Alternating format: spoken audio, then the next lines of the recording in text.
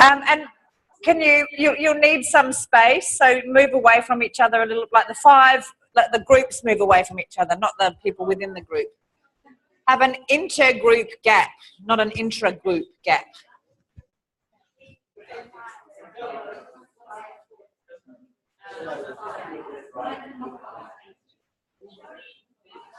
And look how quickly you go into social mode. What are you talking about? The football? Sporty ball?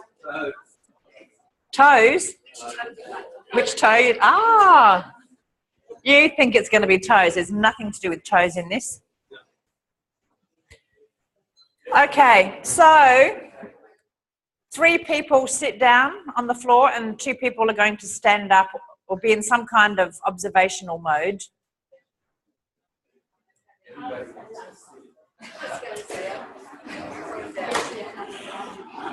And you might want to have the 3 people sitting in a line so that they're not looking at each other. And they're going to be sitting with their legs crossed and their right foot in front of the left, with their hands resting comfortably behind them.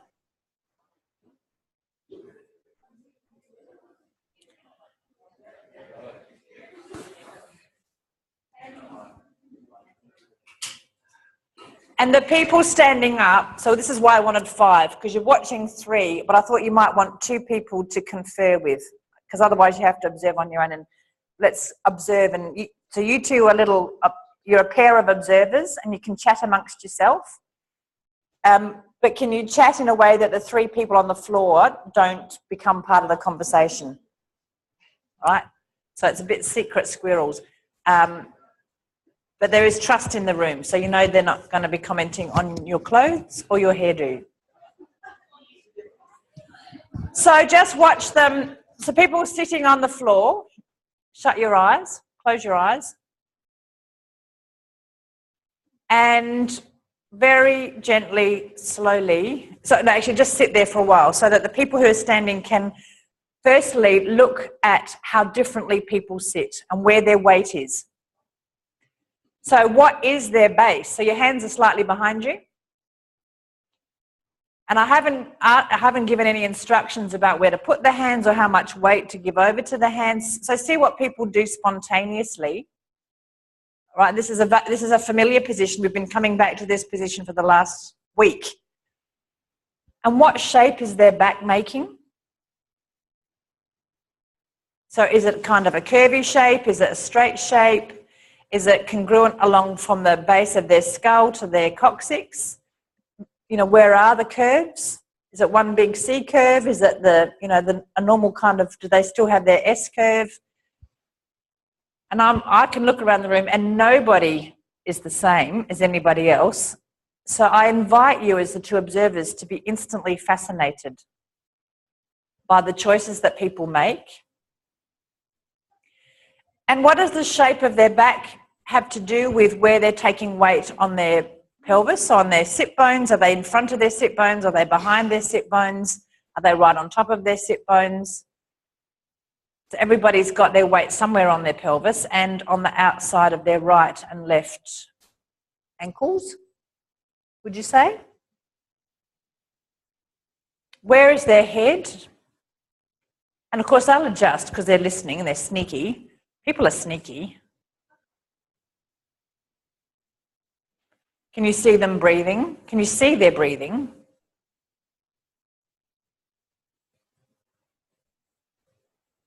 And you can confer amongst yourself, the 2 observers, in gentle, polite whispers.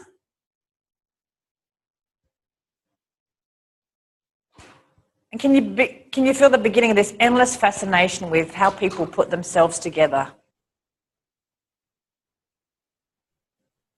Now, very slowly, people sitting, begin to take your right shoulder forward and your left shoulder back, and that's all. So I know that in your brains you're reminiscing about the whole lesson. We are simply taking the right shoulder forward and the left shoulder back. Now, people watching, Does this kind of match up with what you would expect them to do? Given their starting position, given the shape of their spine, let's say, when they started, does their spine keep going in a certain shape? Does it kind of take itself out of that original shape and do something different?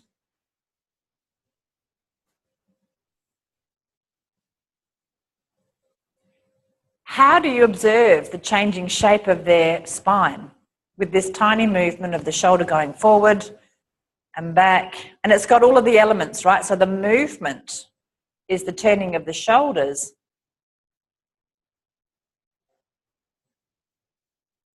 But in everybody that I'm seeing, it's happening in a different place, in a different part of them. So you could be thinking how much is happening in their hips, how much is a turn within the spine, how much is a turn of the shoulder girdles on the chest wall, right? Does the head go along with it or not? It's getting a little bit complicated. We'll just stick with the movement of the spine and within the spine relative to the pelvis, the hip joints. If the people sitting need to rest, you can rest. Of course you can rest. It's a mini ATM. And now the people who are standing and observing, pick one person and only with your language, not with your hands, see if you can coach the other two to firstly begin in the same starting position. So the trunk is the same as much as possible to the person you pick.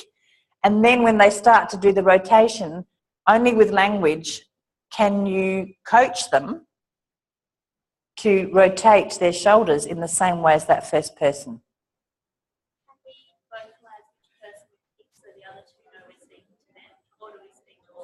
That's a good question. So Shona's asked, do you actually isolate the person who you're picking? Yeah, you can. You can just let them know. But can you do it in a kind of an ATM kind of way? So let's say the person that you've picked, it's not, you have an illusion that they're doing it the way that you envisaged. And so the other people, you're trying to coach them to try this different way, trying to convince them to, vote in a different way, as it were. It doesn't matter. Yeah, it really doesn't matter. Yeah, because you're going to swap. You're going to swap anyway. No, the observers do it together. But don't look at each other, okay? So they'll want to look, right? This is an ATM. They'll want to copy. And try and use it in lay language. So you can say, we can say extend your lumbar spine, but that's cheating. Cheating. We're going to smack you if you do that.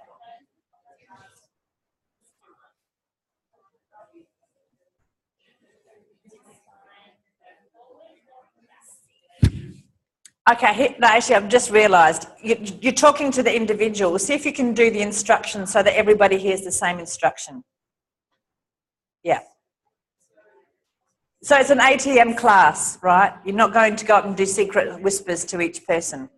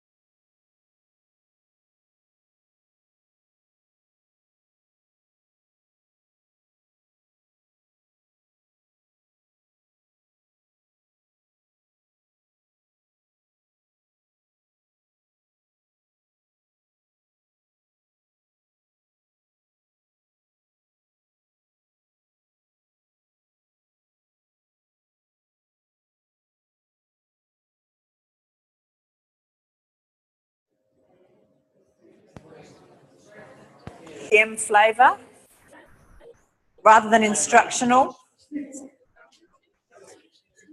And if you feel somewhat satisfied with turning the other two into mini-me's of the first person, you could choose another person. Yep.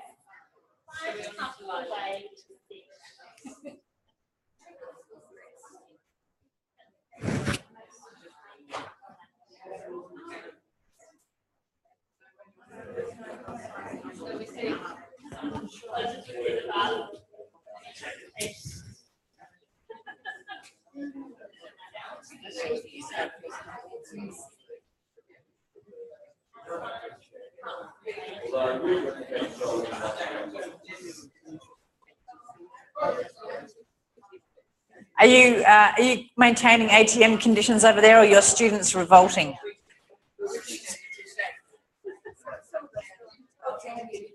Yeah, so there's a bit of dialogue happening. When that happens in ATM, you kind of tolerate it up to a point, and then you shut it down. And you just say, can you please close your eyes? And go and sense yourself. Yeah. You didn't realise we are dictators in a way, being an ATM teacher. It's very interesting. It's far more disciplined than you think. Have you swapped? Picked another one? Yep.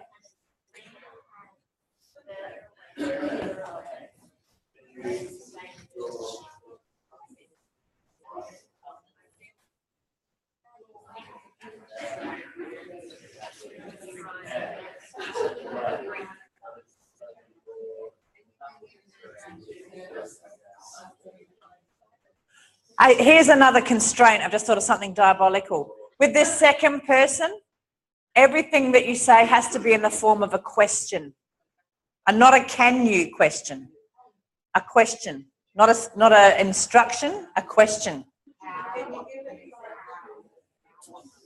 Would you please sense where your chin is going through space? So we can't direct them into a particular position. You can't direct them into a particular position. You've got to invite them to explore something. I'm being a total...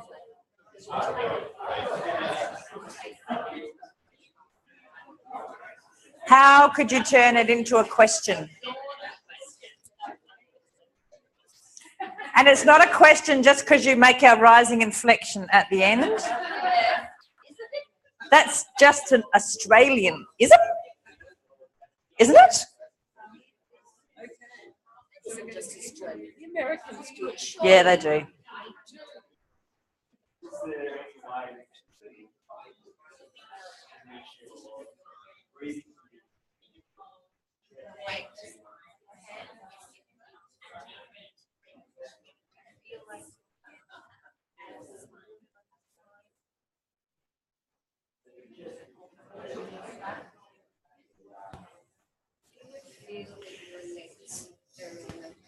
And so if your observational instructional partner slips into instruction mode, you elbow them.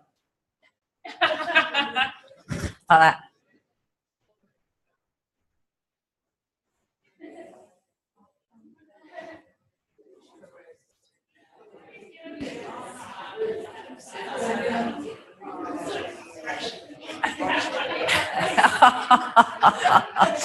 You're getting into the emotional tonus here. You're so naughty. So naughty.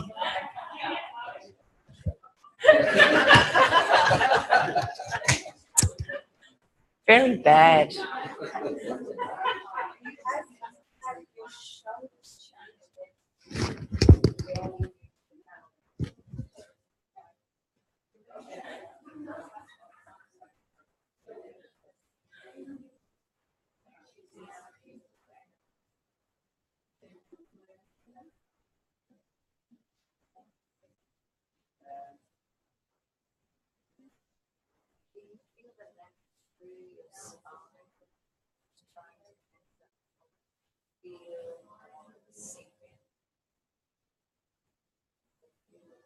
Yeah, I'll let that one go.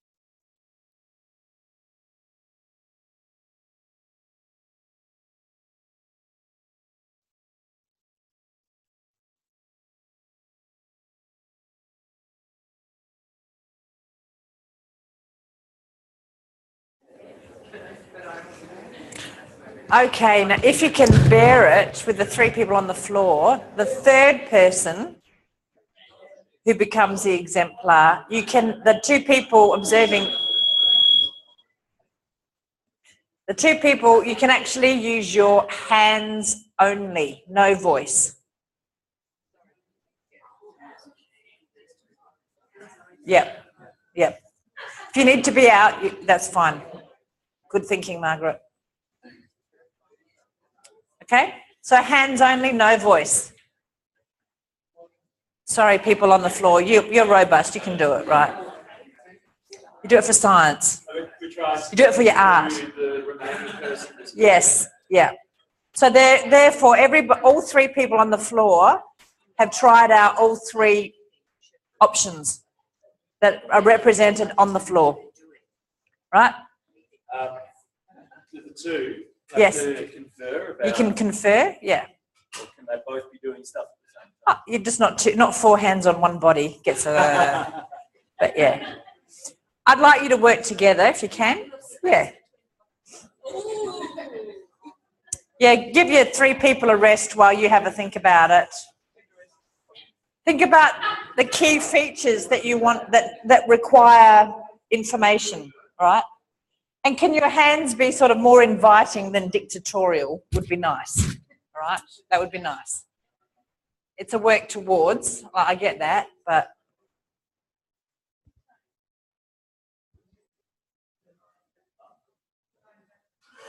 yeah, shut it.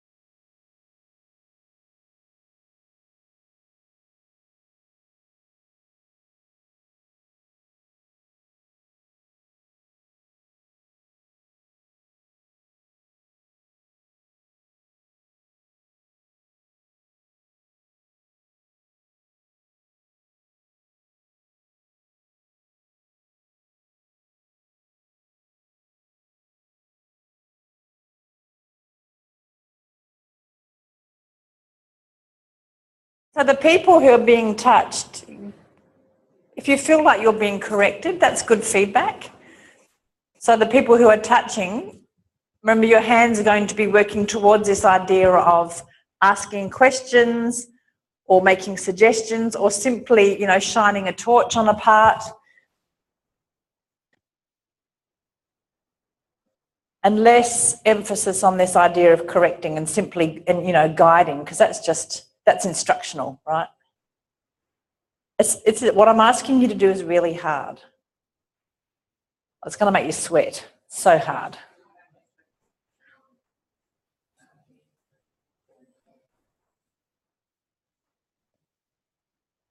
And you've got your buddies to work together.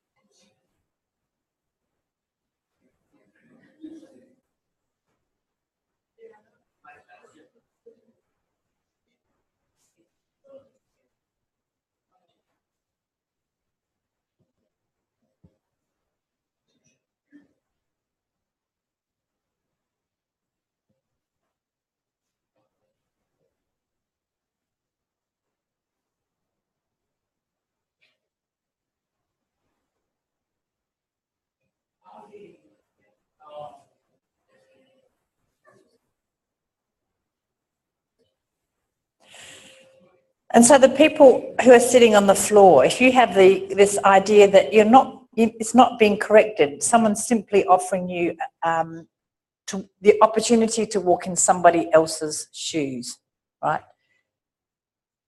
It's not a better way, it's not a worse way, it's another option where you could enter into the way somebody else moves in their life, right? It's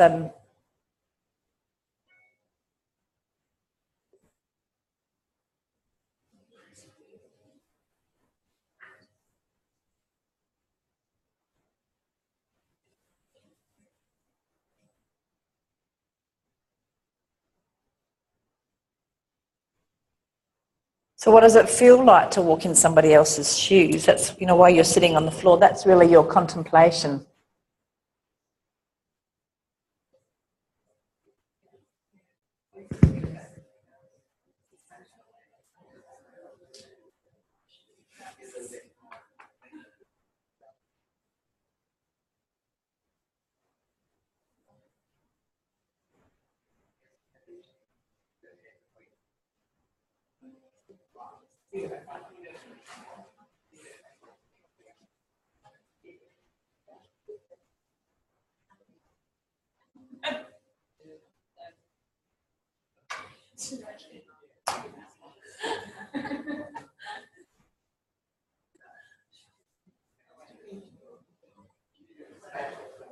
Okay, wind that up slowly, slowly. Some of you already have wound it up. Still get... And let the three people on the floor go back to, you know, just do free range, whatever you want to do, just once or twice so that you can reestablish who you are. You know, having had to walk in other people's shoes, just reestablish for yourself your own sit bones and your own, you know, what would be nice, what would be a nice way to do it. If you don't need to do it, that's fine. And then the five of you can confer, give each other feedback about what that experience was like.